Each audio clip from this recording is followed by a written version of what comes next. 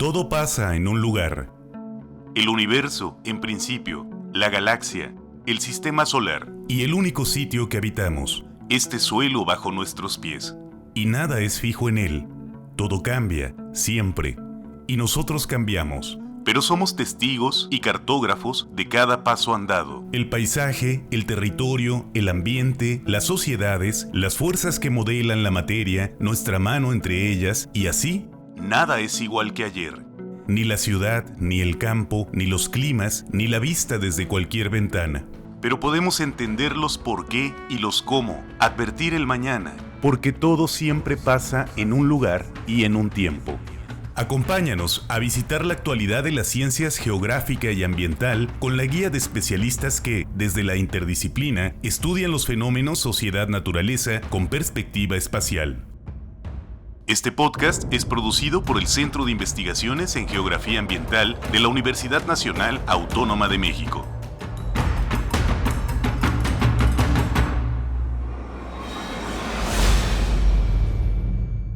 Gracias por acompañarnos en un episodio más de Todo pasa en un lugar, el podcast del Centro de Investigaciones en Geografía Ambiental de la Universidad Nacional Autónoma de México. Mi nombre es Adrián Orozco y es un gusto para mí acompañarles nuevamente. El día de hoy les presento a una invitada que se encuentra con nosotros realizando sus estudios de posgrado, en concreto en el nivel de maestría. Ella es Rosana Ibáñez. Bienvenida, Rosana. Muchas gracias, Adrián. Un gusto estar aquí compartiendo este espacio con ustedes. Y bueno, platicábamos antes de iniciar nuestra grabación que pues ya estás prácticamente al final de este periodo formativo del nivel maestría, ya trabajando en tus resultados, en tu investigación y demás. Pero antes de entrar en materia sobre cuál es tu investigación y sus objetivos, me gustaría preguntarte cómo fue que decidiste venir a estudiar a México, porque bueno, ya lo habrán notado en el acento, nuestra compañera Rosana no es mexicana, es paraguaya. Y bueno, justo esta decisión de vida tan importante, ¿en qué razones la fundaste, la motivaste, habida cuenta de lo difícil que debe ser pues dejar el entorno familiar, el entorno conocido para pues iniciar una aventura de vida y académica en otro país? Bueno, una pregunta que abarca mucho, porque sí, de verdad decidir salir del país es como todo un desafío. Pero una de las razones que me impulsó el venir a México y venir aquí fue de que, primeramente que la universidad la UNAM es una universidad reconocida a nivel latinoamericano, y había conocido algunos estudios que se realizaron aquí, específicamente en el SIGA, unos estudios vinculados con conectividad de bosque.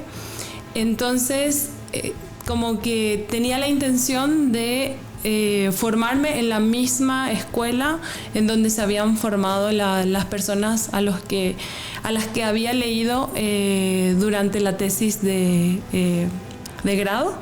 Entonces, esa fue una de las razones por las que vine hasta el SIGA, ¿verdad? Porque había leído al doctor Camilo Correa, que es un doctor que se formó aquí en el SIGA. Había leído sus estudios, tanto de maestría como de doctorado, y tenía la intención de formarme como en la misma escuela de una de las personas a las que leí más durante mi formación en ingeniería ambiental, ¿verdad? Que es mi área de formación inicial. Claro. ¿Conocías al doctor Camilo? Es decir, ¿tenías algún trato personal con él o lo conociste únicamente desde la perspectiva académica a través de las lecturas, de las referencias? Lo conocí a través de las referencias y las cosas cómo se van dando, ¿verdad? O sea, le había leído, había presentado un póster en Chile, en un congreso latinoamericano de ecología de paisaje, y dentro del póster, dentro de las referencias, lo había citado.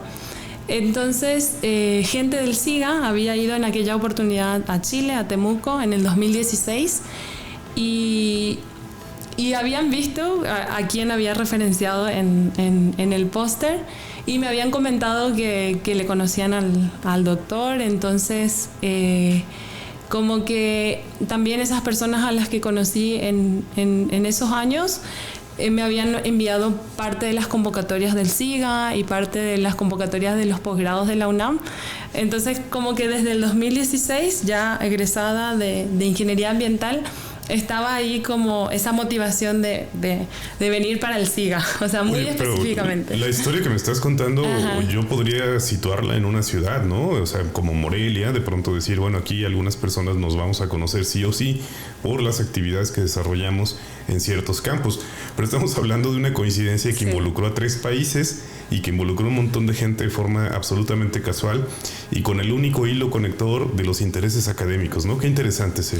Sí, bastante interesante. Realmente ahí como que se generó el networking, o sea, como que las redes de contacto.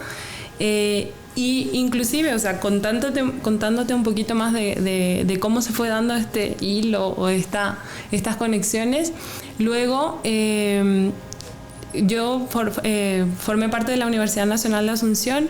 Entonces, en una oportunidad habíamos hecho un curso internacional de estudios de conectividad y lo habíamos invitado al doctor Camilo. Ya ahí tuve la oportunidad de conocerlo vía remota y organizamos un curso internacional en Paraguay con su participación.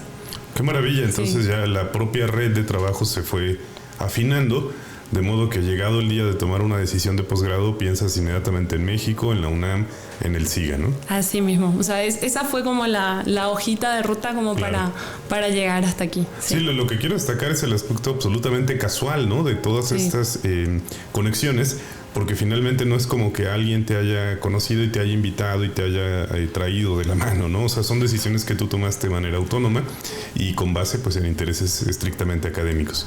Así mismo, sí, es como extraño, o sea, cómo se fue dando todo, pero mira, y justo yo me formé en el área de Ingeniería Ambiental porque una de las materias que me llamaba como mucho la atención dentro de la malla curricular fue la de Sistemas de Información Geográfica. O sea, eso definió el hecho de que yo me haya formado en Ingeniería Ambiental, porque tenía a esa materia dentro de la malla curricular.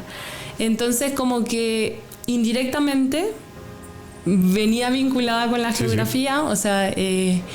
y bueno, ya tener la oportunidad de sí formarme en un centro de investigación en geografía ambiental, o sea, era como una oportunidad, ¿verdad? O sea, era una ventana, un abanico que se abría, que daba lugar a explorar a la geografía, a conocerla más, y ya como empaparme un poquito de esta ciencia que de verdad...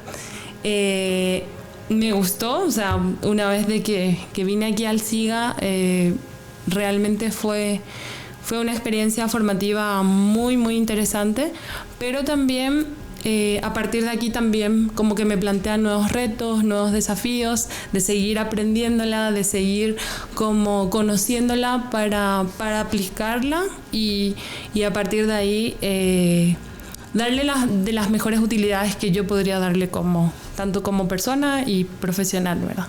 Claro, y bueno, a nivel personal, ¿cómo ha sido este tránsito? Ahora platicamos justo en el momento en el que tú ya estás prácticamente finalizando este proceso formativo. Ajá. A 2 años, un poquito más quizá. ¿Cómo ha sido esta experiencia, el tránsito de cambiar absolutamente de país, de costumbres, los choques culturales que son obviamente necesarios? Y uno imagina que no, porque finalmente como países hispanohablantes y demás podemos compartir muchas cosas, pero seguramente pasaron allí cosas que te hicieron sentir como totalmente fuera de casa, ¿no? Cuéntame cómo fue esa experiencia. Sí, o sea, es que todo se fue dando súper rápido. Yo había postulado, recuerdo que el protocolo o la propuesta de protocolo teníamos que remitir como en febrero. Entonces, y luego de ese febrero teníamos como unos meses de unos cursos propedéuticos y unas evaluaciones, o sea, como teníamos que pasar ciertos exámenes o ciertas evaluaciones para poder pasar ciertas etapas y llegar a la entrevista, que era como la decisión final de si quedábamos o no en el posgrado. Y yo justo en ese tiempo, o sea, como que entre febrero y abril estaba con trabajos de campo. Entonces, o sea, como que no estaba todavía en la realidad de hay posibilidad de que llegues a México o vayas a México. O sea, yo estaba muy enfocada en el trabajo de campo, estaba ahí como...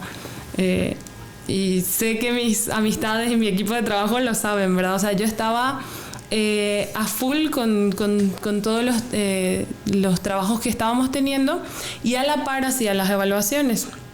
Entonces como que no estaba muy empapada en ese proceso previo a la venida. Y ya me avisan como el 28 de junio, porque recuerdo la fecha de que fuiste admitida, ¿verdad? Y tenía como días para hacer las gestiones de la visa, porque sí necesito contar con visa para residir más de 6 meses aquí. Entonces fue así, me enteré, tuve que hacer los trámites con la embajada, entonces tuve que tramitar todo como para venir a los un mes del aviso. O sea, me avisaron el 28 y yo tenía que estar acá el 28 de julio para hacer los trámites de migración y todo eso. O sea, para prácticamente en un mes tenías que tener resuelta la parte, pues, tenía que estar aquí, ¿no? Tenía que estar aquí. Entonces fue así súper desafiante, pero justamente como todo ese momento previo, yo no digería de que esto se iba a dar, de que yo me iba a mudar. O sea, como que eso no estaba tanto en mi cabeza porque fue un proceso súper acelerado, muy rápido. Pero ya estando aquí, recuerdo llegué en Guadalajara y ahí sí, o sea, como que llegué, piso tierra mexicana y me quedo así como... Ay, ¿qué estoy haciendo aquí? ¿En qué momento sucedió todo esto, ¿no? se dio todo eso, sí. Y ahí como que entré en cuenta, uy, estoy a cuántos kilómetros de mi casa, y como que sentía como ciertas inseguridades y demás, pero por cosas de la vida, o sea, justo coincidí con otra compañera de posgrado, Isabel, que es de Yucatán, y fuimos roomies, y entonces como que todo ese proceso fue muy llevadero, muy lindo, de mucho enriquecimiento, como de mucho intercambio cultural, porque justo las dos veníamos ella venía de Yucatán, tampoco era de Morelia, y yo estaba viniendo de allá de Paraguay, y como que encontramos refugio o familia en ese vínculo que creamos de compañeras de posgrado y compañeras también de vida, ¿verdad? ¿No? De vivienda en ese proceso de inicio de formación. Y fue bastante lindo, muy enriquecedor, la verdad. Creo que se dio, o sea, como que se dio ese proceso de intercambio, ese proceso como de vínculo, de familia. Y la verdad que yo en México me sentí muy acogida, me sentí como en casa, porque la gente es o sea, como que una vez de que te abren las puertas de la casa, ya no se cierran jamás, ¿no? No, ya no se cierra. Y en ese sentido sí, siempre me sentí muy acompañada, me sentí como en casa. La verdad, en todos los sentidos estoy súper agradecida de toda esta experiencia de estar aquí. Claro, además me encanta cómo lo cuentas, porque en la forma en la que lo cuentas ya me doy cuenta que estás finalmente contenta, ¿no? Con la experiencia, que no podría haber sido diferente, y no necesariamente por razones académicas, sino experiencias de vida, algún obstáculo que haya resultado muy difícil de resolver. Pero afortunadamente para ti ha sido una experiencia de vida pues que ha salido bastante bien, ¿no? Así mismo. En la parte académica, estimada Rosana, llegas aquí al posgrado en Geografía a plantear qué investigación, cómo ha sido ese proceso, cuáles son, digamos, los hallazgos, los resultados, el estado en el que se encuentra tu investigación para procesar el grado de maestra en Geografía. Ok, bueno, yo venía con una propuesta de estudiar un poco los patrones espaciales específicamente en una ecorregión que se denomina la ecorregión del Chaco Seco, que es una ecorregión que se sitúa en el bioma del Chaco americano, que es un bioma que está compartido por Paraguay, por Bolivia y Argentina, y caracterizado por tener estos bosques tropicales secos. Y en este bioma, en esta ecorregión, se está dando no solo se está dando, sino se dio en las últimas décadas una fuerte conversión de la cobertura forestal a áreas de producción agropecuaria. Entonces, lo que planteaba al inicio, y eso también se fue como transformando, es de estudiar los diferentes patrones espaciales asociados a diferentes sistemas de producción y cómo estos patrones inciden en la conectividad del bosque y a su vez en algunas variables biofísicas también. Entonces, bueno, inicialmente lo que hemos encontrado es que cada configuración espacial o cada patrón espacial está asociado a diferentes tipos de actores, a diferentes sistemas de producción, y a su vez estos sistemas de producción o estas unidades de producción fueron teniendo diferentes formas de conversión del bosque o diferentes formas de pérdida de la cobertura forestal y la pérdida de la conectividad de bosque o la conectividad forestal. Entonces, hemos encontrado eso, de que cada unidad de producción agropecuaria y cada actor por detrás de la unidad de producción va incidiendo en ese cambio o en esa modificación del patrón espacial y específicamente de los cambios en la cobertura forestal. A veces sucede que cuando uno plantea su protocolo y su tema a investigar, puede llegar a ser tal vez excesivo en sus alcances o imaginar que el tiempo nos va a dar para resolverlo todo, y luego la realidad te golpea, ¿no? Con mucha fuerza para decirte no vas a alcanzar a hacer todo eso que te planteaste en un inicio. ¿Cómo fue sufriendo cambios tu propuesta de investigación a lo largo de estos 2 años? Me imagino que los hubo ajustes, precisiones, cambiar incluso objetivos para hacerlos más concretos o añadir, quitar, vaya. ¿Cómo ha sido esta ruta de ajustar la investigación? Sí, desde el inicio nosotros tenemos como unos acompañamientos en seminarios de investigación. Y desde allí, ¿verdad? O sea, uno plantea un protocolo inicial y eso se va puliendo el objetivo, el alcance, como decís, porque muchas veces el tiempo no da para resolverlo todo. Y sí, el trabajo fue teniendo muchas modificaciones hasta lo que tenemos hoy, ¿verdad? Que es...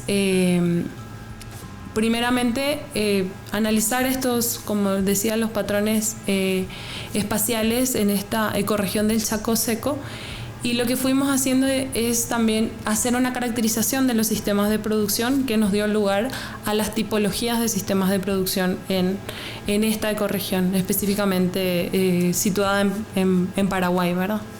Correcto. ¿Y al día de hoy consideras que el estado de la investigación es prácticamente finalizado? Ya estás redactando los últimos detalles, ya entregaste borradores, ya está en revisión, ¿no? Sí, o sea, estamos ya cerrando los 3 objetivos propuestos y bueno, ya sería como pulir algunos detalles vinculados con la discusión, algunas cuestiones también vinculadas propiamente con los resultados y la conclusión. Y para que el proceso termine, bueno, tiene que ser como aprobado por el comité tutor y luego pasar por un proceso de evaluación también por pares evaluadores. Una de las preguntas clave que hacemos en este podcast es ¿qué papel juega la geografía en tu investigación? Es un posgrado en geografía, una maestría en ello. Evidentemente las herramientas geográficas son fundamentales, pero no solo las herramientas, sino también los conceptos, el abordaje, los tópicos que vas a generar como un resultado a nivel de una tesis. Pero además de que lo podemos entender con mucha claridad a partir de lo que nos cuentas, ¿cómo dirías tú que la geografía está presente en tu investigación? Bueno, justamente la geografía estudia el paisaje, y el paisaje es la relación humano-naturaleza. Entonces, iniciando desde ahí, prácticamente el abordaje que estamos dando al trabajo de cómo el hombre modifica su espacio, modifica su paisaje, y específicamente en el caso nuestro de cómo los productores van aprovechando su espacio, van habilitando áreas, por ejemplo, para la implantación de pasturas o para la producción ganadera o para la producción agrícola. Como que esa configuración, esa relación hombre-naturaleza va dando lugar a cambios, por ejemplo, en procesos, en patrones, en esa configuración o en ese arreglo del espacio, pero también ese arreglo del espacio va teniendo incidencia en otras cuestiones, como por ejemplo en procesos vinculados a qué tanta fauna tenemos disponible o no, qué tantos recursos forestales nativos seguimos teniendo disponibles o no en nuestra área de producción, qué tanta disponibilidad de agua tenemos o cómo están nuestros suelos. O sea, hay una constante relación hombre-naturaleza y la geografía nos permite eso, ¿verdad? Nos permite hacer ese estudio de esa relación humano-naturaleza. Además, con un componente claramente espacial, ¿no? Cuando hablabas, por ejemplo, de estas unidades espaciales y cómo se configuran, estamos a final de cuentas estudiando una configuración que tiene que ver con algo tangible, que es cómo delimitas un terreno, cómo extraes del bosque los recursos, cómo utilizas en tu provecho o en aras de la conservación otros elementos del propio paisaje, ¿no? Entonces creo que la geografía permea a través de toda tu tesis y sus objetivos y de toda tu investigación. Sí, y además, bueno, la geografía como que nos vincula también a otras ciencias, así como vemos aquí en el SIGA hay profesionales de diferentes áreas, de las áreas de biología, ecología, también inclusive sociología, antropología. Yo creo que justamente como que nos permite abordar ya sea problemas, situaciones o comprender el contexto desde ese abordaje no solamente biofísico, sino también desde los aspectos vinculados con los componentes sociales y esa relación como biofísica y del contexto social, socioeconómico, sociopolítico. O sea, como que ahí radica la riqueza de la geografía. Claro. De tener esos dos enfoques, ¿verdad? Y para romper un poco este estigma que pudiera aparecer desde afuera, desde personas que no están formadas en estos campos, no conocen los conceptos y pudieran preguntarse de forma muy legítima, ¿para qué sirve que haya personas estudiando estos temas? ¿Cuál es la utilidad última que reviste una investigación como la que tú has desarrollado y a quién le resulta utilidad y cómo, ¿no? Para tratar de percibirlo desde la óptica, por ejemplo, ciudadana. Uh-huh. Que tú estudies, me voy a poner en el papel de un ciudadano paraguayo, pero uh-huh, que tú estudies el Chaco Seco en relación a su configuración espacial y a los cambios en el tiempo y demás. ¿Cómo me beneficia a mí, ciudadano de a pie, trabajador, empleado, padre, hermano, etcétera, ¿no? Ajá. Bueno, primeramente el estudio nos permitió identificar tipologías de sistemas de producción agropecuaria. Entonces, lo que nosotros estamos teniendo aquí estamos conociendo de la dinámica que se está dando en cada sistema de producción. Y eso permite, por ejemplo, específicamente a los productores de esta ecorregión, de conocer cómo por ejemplo, el bosque fue cambiando en el tiempo, cómo hoy están las áreas de producción o las áreas pastoriles, las áreas de implantación de pastura, qué porcentaje de las unidades de producción hoy están ocupando. O sea, como que permite comprender o entender el contexto en términos de la conversión de la cobertura forestal a áreas de producción agropecuaria. O sea, esa es la primera aproximación que puede tener un productor o los productores de los diferentes sistemas de producción agropecuaria que hemos encontrado. Y a partir de ahí también, conocer esta dinámica que se fue dando en Paraguay del cambio de uso de la tierra, basada mucho en el marco legal que nosotros tenemos en el país, ¿verdad? Que están como regulados tanto por el Instituto Forestal Nacional como por el Ministerio del Ambiente y Desarrollo Sostenible. Entonces,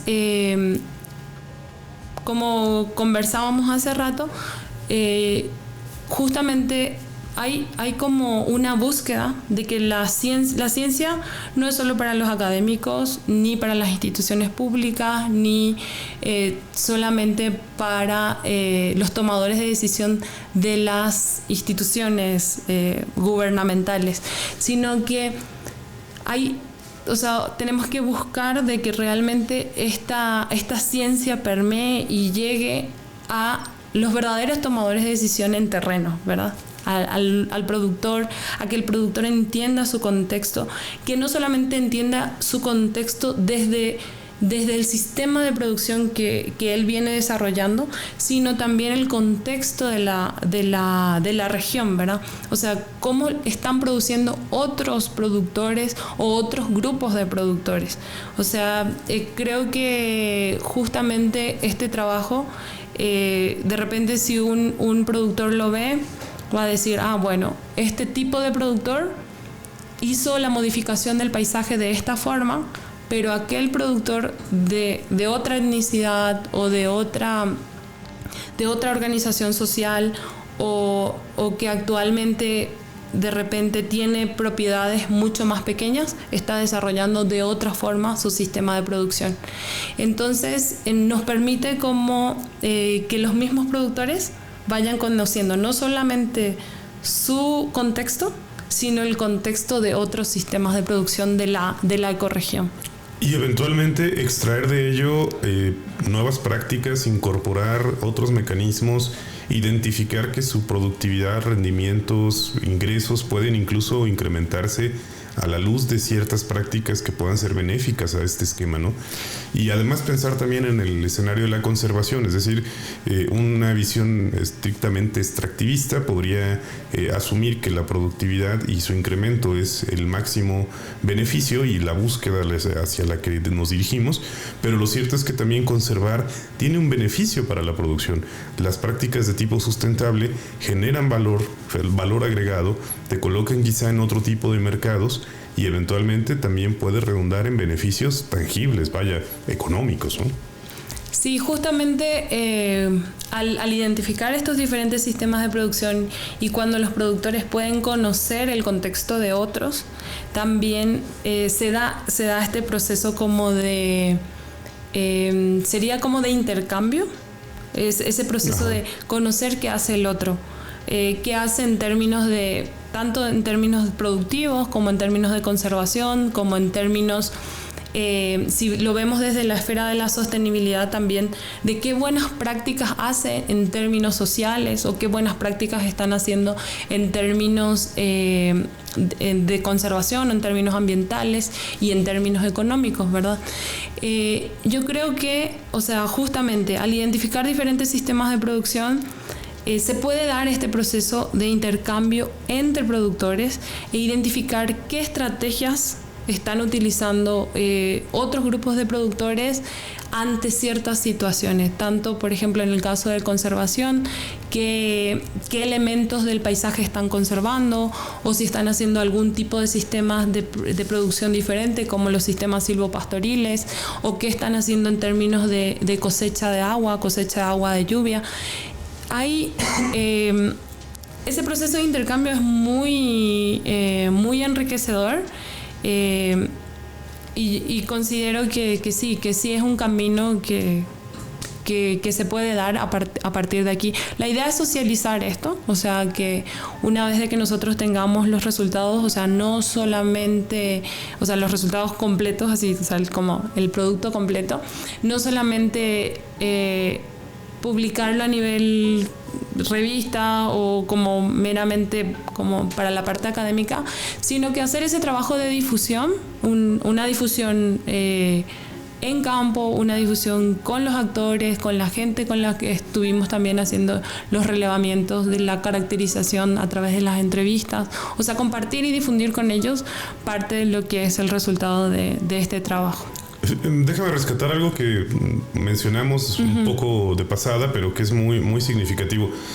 Y esto también lo hablamos antes de iniciar la grabación. El asunto de los tomadores de decisiones suele estar mal entendido o suele estar entendido de forma incompleta.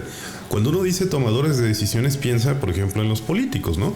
En personas que están a cargo de instituciones de orden público y que tienen la prerrogativa de poder generar normativas, lineamientos, política pública, implementarla, e incluso la parte coercitiva, como decir, te voy a multar si haces tal cosa, y vaya a generar todo ese esquema.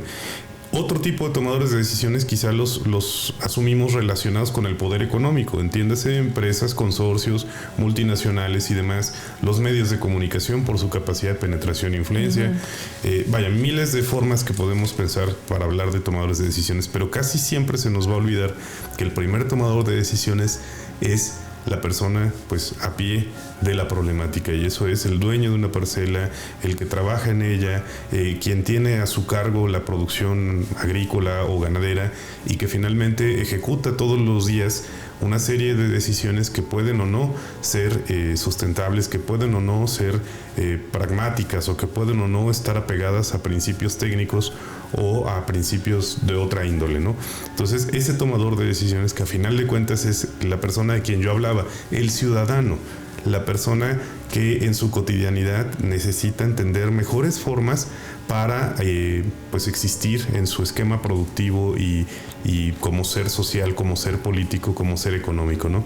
Me llama mucho la atención que tengas este interés de regresarles a ellos la información, el resultado de la investigación, porque finalmente es una práctica también de ética académica, ¿no? Poder estudiar, sí, territorios y poblaciones, pero siempre con respeto y el compromiso de poder generar lo que ahora llamamos la devolución del conocimiento, ¿no? Totalmente, y ese es el desafío de la academia actual, ¿verdad? De que no sea solamente una ciencia extractivista, porque el extractivismo podemos situarlo por ejemplo, en los sistemas de producción o en otras prácticas, pero también en la academia muchas veces se da ese fenómeno, ¿verdad? De ir a extraer el conocimiento y luego dónde está la retribución. Entonces yo soy de la filosofía de que la academia tiene que ser un espacio o se tiene que dar un espacio bidireccional con la sociedad. O sea, tenemos que entender cuáles son los problemas por los que atraviesa la sociedad o la comunidad, y a partir de ahí la academia ver de qué forma puede aportar o de qué forma puede contribuir a la resolución, ¿verdad? De varios problemas que se dan en el contexto afuera, ¿verdad? En la sociedad. Y en ese sentido, o sea, lo que comentabas hace rato, muchas veces hay como los países tienen marcos regulatorios en cuanto a cuánto tienen que conservar de bosque en las unidades de producción y demás, pero muchas veces esto no es consultado a los productores. O sea, lo hacen en gabinete, como decimos, se hace la legislación y ya el productor o finalmente el que está en terreno tiene que ir viendo de qué forma cumple con ese requisito legal. Y es lo que se dio en Paraguay, ¿verdad? O sea, hay unos marcos regulatorios de conservación de bosque y los productores, bueno, según las regulaciones que fueron viniendo, ellos fueron habilitando o diseñando sus sistemas de producción, sus unidades productivas. Y eso dio resultado a lo que actualmente es esa configuración del Chaco paraguayo y específicamente en esta ecorregión que estamos estudiando. Pero justamente este tipo de estudios, o sea, lo que buscamos también es, bueno, tenemos el contexto y a partir del contexto ver de qué forma podemos generar estos espacios de co-creación, o sea, donde realmente el productor con estas instancias gubernamentales puedan definir lineamientos donde se puedan, por ejemplo, establecer estrategias de conservación en áreas de producción o estrategias de realmente abocarnos hacia una producción más sostenible, equilibrada, donde podamos sí tener rendimientos económicos, pero también podamos conservar la biodiversidad y así también respetando y generando verdaderamente un aporte social, o sea, desde donde el componente social también sea respetado en términos de trabajo, respetado los derechos humanos, o sea, como ese enfoque integral de sostenibilidad. Y es posible, o sea, no es una cuestión como utópica y demás. No. Yo creo que muchas veces los productores sí tienen la predisposición de hacer las cosas y buscar hacer bien las cosas, o sea, como es una actividad que también ellos quieren heredarlo a sus hijos, o sea, buscan que eso sea sostenible en el tiempo y buscan realmente hacer un impacto positivo en el entorno en donde producen. Pero tiene que haber una colaboración, o sea, tiene que haber aristas de colaboración, tanto de la academia, por ejemplo, sugiriendo o demostrando prácticas que puedan permitir ese equilibrio entre la conservación y la producción. Si la academia pudiera mostrar de que, por ejemplo, sistemas silvopastoriles no solamente están mejorando el suelo y aumentando beneficios en términos de biodiversidad, sino que también están favoreciendo al aspecto económico o a la rentabilidad de la producción. O sea, se puede como fomentar buenas prácticas o estrategias buenas desde la academia a estas instancias de la producción, ¿verdad?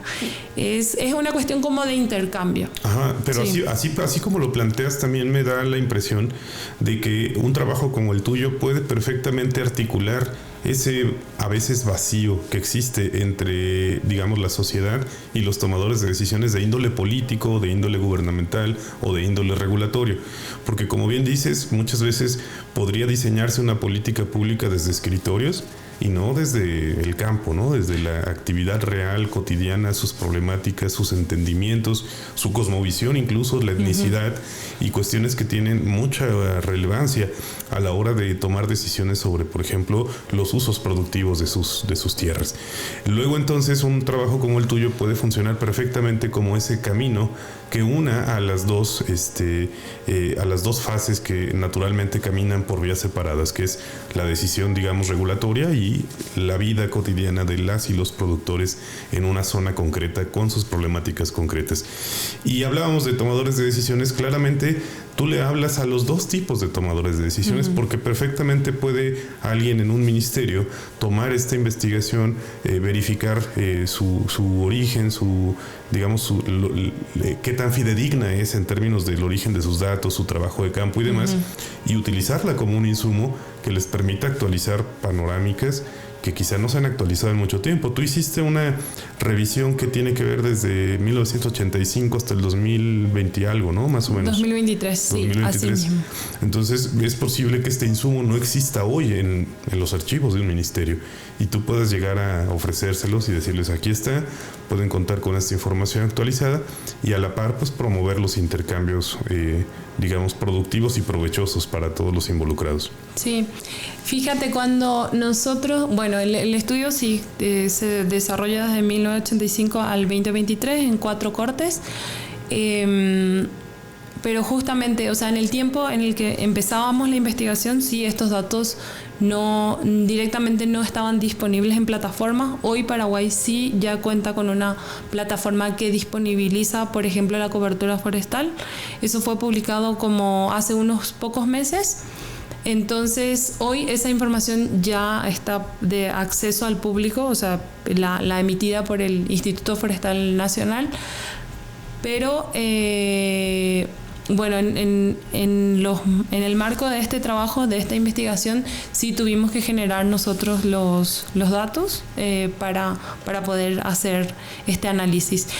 Y yo creo que, bueno, o sea, la difusión tanto de los productos como propiamente de los resultados a los diferentes tomadores de decisiones, sí, como decís, articula 2 tipos de tomadores de decisión, pero podríamos ponerle una tercera pata, que es la academia, ¿verdad? De que realmente la academia tiene que formar parte de esos procesos de co-creación o de codiseño, porque en esos procesos tienen que haber mediadores. Y la academia creo que sí tiene herramientas como para que pueda balancear este tipo de espacios de codiseño de estrategias, por ejemplo, entre también de negociaciones del poder, ¿no? Finalmente también son relaciones de poder. Totalmente. Y la academia puede presentar argumentos que no están subjetivizados, sino objetivizados a partir de datos comprobables, fiables, reproducibles, y que además puede validar el conjunto de colegas y del gremio, que puede decir, por supuesto, estos datos no tienen una carga política, no tienen un prejuicio, no responden a un partido político, no responden a una ideología, incluso son datos. Claro. Y son evidencias que puedes perfectamente utilizar como argumento de soporte para unir lo que probablemente por mucho tiempo ha estado no unido, ¿no? Totalmente. Y lo interesante es que desde la academia tenés un abordaje desde diferentes ciencias también. O sea, no necesariamente solamente desde la geografía, sino que a partir de aquí también como que enlazar otros tipos de formaciones, como la sociología, la antropología, las ciencias ambientales, el derecho. Claro, o sea, claro. Como holísticamente, o sea, como que creo que la academia tiene esos recursos que muchas veces cuando se hacen este tipo de abordajes, por ejemplo, del marco regulatorio, que solamente se abocan a una línea, la línea del derecho ambiental o el derecho. Entonces, como que tenemos abordajes muy unidireccionales cuando solamente trabajan estos dos grupos, ¿verdad? Tanto el grupo del sector productivo como el grupo de los tomadores de decisión en las instancias gubernamentales. Pero la academia sí te ofrece como ese espacio de análisis holístico, un análisis más, como vos decías, neutral en términos políticos, pero más holístico en términos de abordaje de la problemática y de la verdadera búsqueda de la resolución de conflictos, ¿verdad? Claro. Sí. Qué maravilla, pues seguramente te invitaremos en unos meses cuando ya nos cuentes qué fin tuvo esta investigación. O sea, sabemos el fin en la ruta académica, ¿no? Se publica, te titulas, obtienes el grado y demás, se sube a un repositorio que además es público, pero eventualmente yo creo que cada egresado del posgrado también es responsable de colocar su investigación en los circuitos donde es de mayor utilidad, ¿no? Para que no se quede en un reservorio que no se consulte más o que no tenga mayor posibilidad de salir hacia sus, digamos, destinos ideales, ¿no? Pero ahora en el plano personal, Rosana, ¿qué viene para ti? Terminas ya la maestría, te quedas en el doctorado en geografía, ¿verdad? No es que te esté comprometiendo públicamente, pero... cuéntame, ¿qué quieres hacer? ¿Quieres regresar a Paraguay? ¿Quieres, no sé, trabajar, regresar a tu zona de estudio, iniciar nuevos proyectos? ¿Qué pinta para ti en un futuro personal y profesional?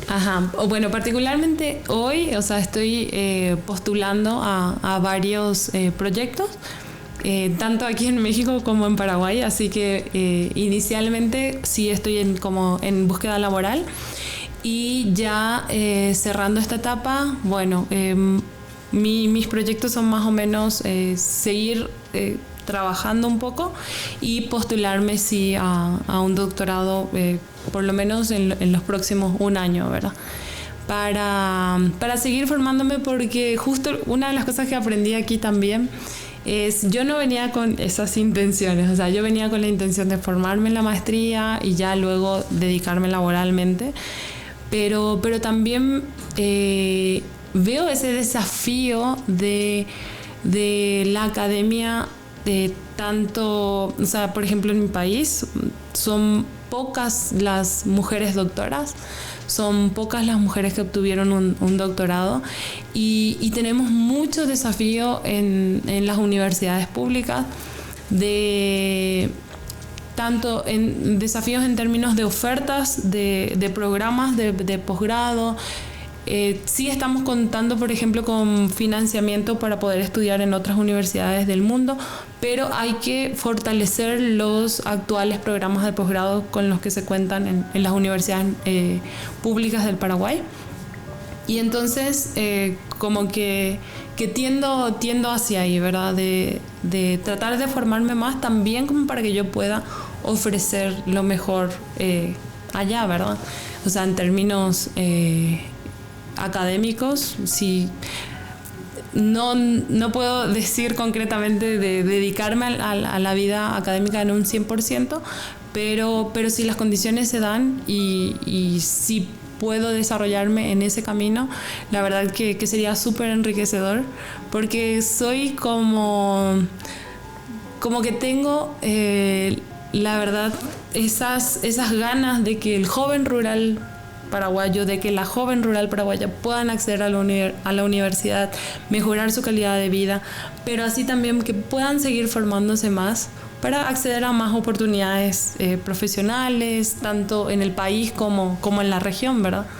Sí, claro. Eso significa que en algún momento, si deseas completar tu vida profesional, laboral y demás, regresando a Paraguay, es decir, como devolviéndole a tu país aquello que has podido aprender, que has podido perfeccionar y eventualmente generar desde la trinchera en la que decidas pues desenvolverte un impacto positivo. Así mismo. Ajá. Sí, o sea, ese es el, o sea, el desafío. México no te adoptó del todo, ¿no? O sea, sí te claro que sí me adoptó. No, sí me adoptó. Ajá. La verdad que yo creo que cuando México genera un link con uno, ya uno no lo suelta. O sea, yo creo que se pueden dar muchos espacios de colaboración.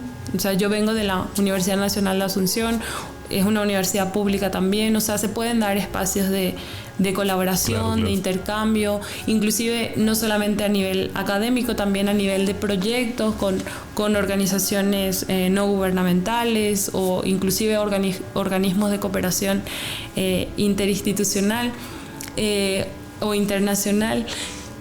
Mira, o sea, justo aquí también yo recibí propuestas para formar parte de un voluntariado en mi país, o sea, y lo recibí aquí en México.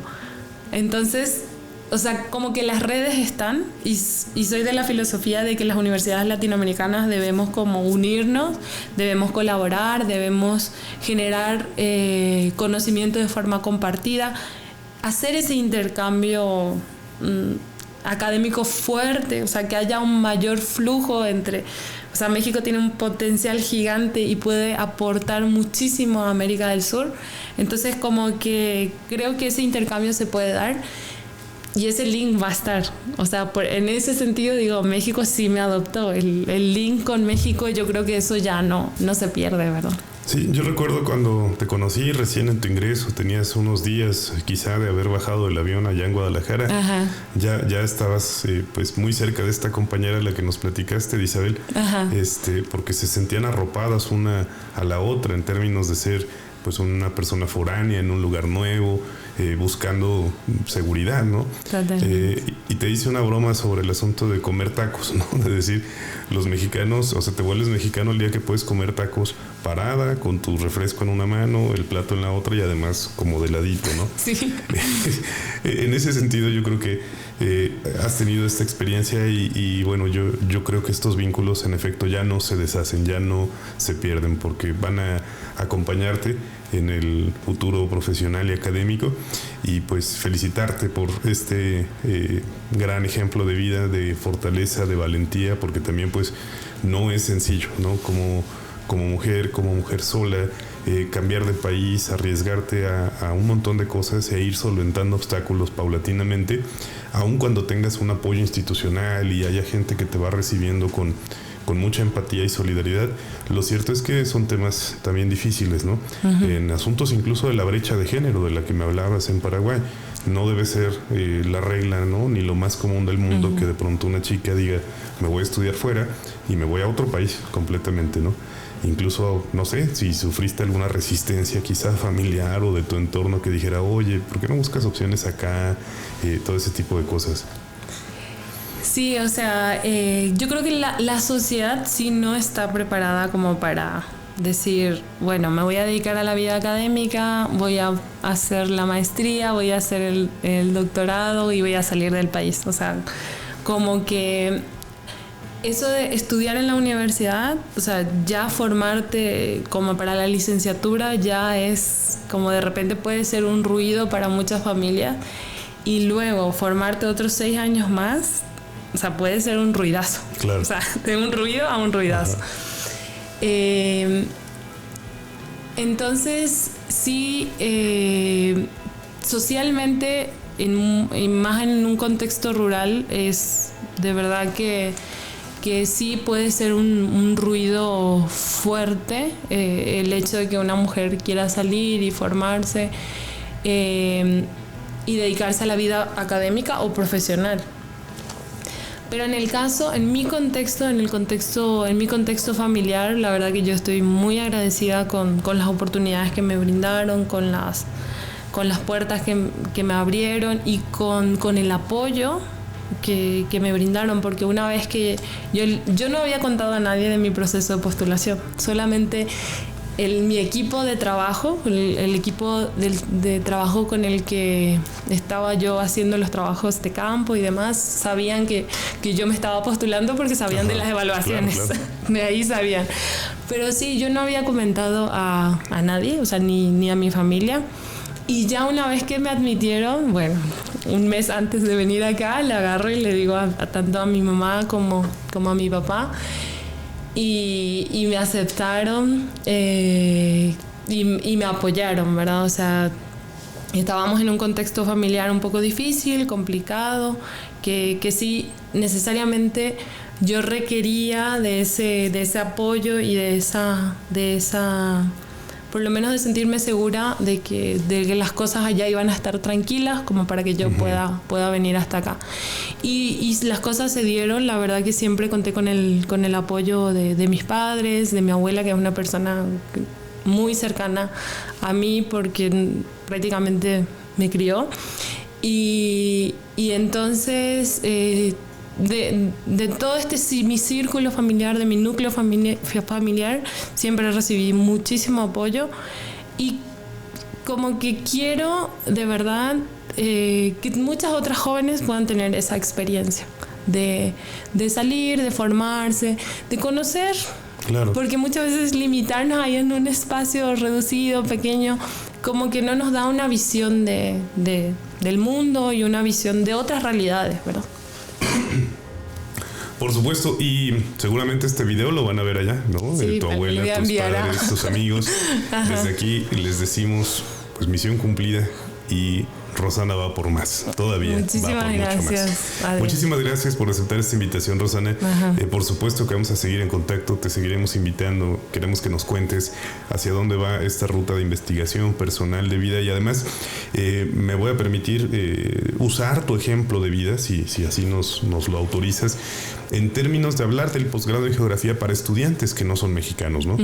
Alguna vez te invitamos ya a un evento para que contaras esa experiencia sin ninguna clase de sesgo, ¿no? De realmente cómo lo viviste, fue difícil, fue fácil, hubo apoyo, no hubo apoyo, el choque cultural es algo fácil de asimilar, porque tenemos estudiantes que provienen de diversos países de América Latina, América del Sur e incluso de otros países.